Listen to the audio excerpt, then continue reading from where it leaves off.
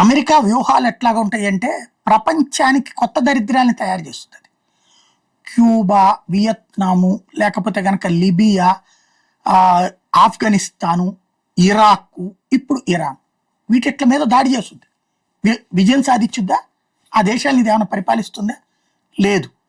కానీ ఆ దేశాల ఆర్థిక వ్యవస్థను కుప్పకూల్చుద్ది. ప్లస్ ఆ దేశాల మీద ఆధిపత్యం చెలాయిస్తుంది.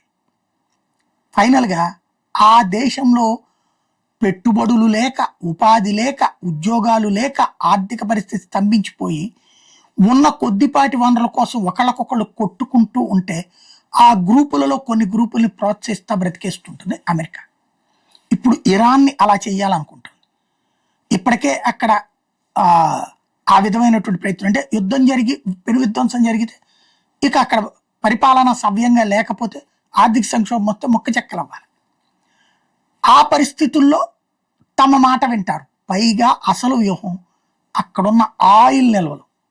ఇప్పుడు ఎందుకని అమెరికా మొండి పట్టుబడుతోంది? యుద్ధం విరమించనంటోంది. ఇరాన్ చర్చలకు సిద్ధమన్న అమెరికా అధ్యక్షుడు చర్చలకు ఎందుకు వద్దంటున్నాడు? వీళ్ళ మెయిన్ గేమ్ ఏంటంటే, ఇప్పుడు మధురోని మొన్న ఎత్తుకుపోయారు వెనిజులా నుంచి. వెనిజులాలో ఆయిల్ నిల్వలని అమెరికా వాడు తీసుకున్నాడు కదా. అట్లాగా ఇరాన్ ఆయిల్ నిల్వలు కనుక అమెరికాకి ఆధిపత్యం ఇచ్చేస్తానంటే అప్పుడు యుద్ధం ఆపేస్తాడు. అది ఇప్పుడు నడుపుతున్న గేమ్.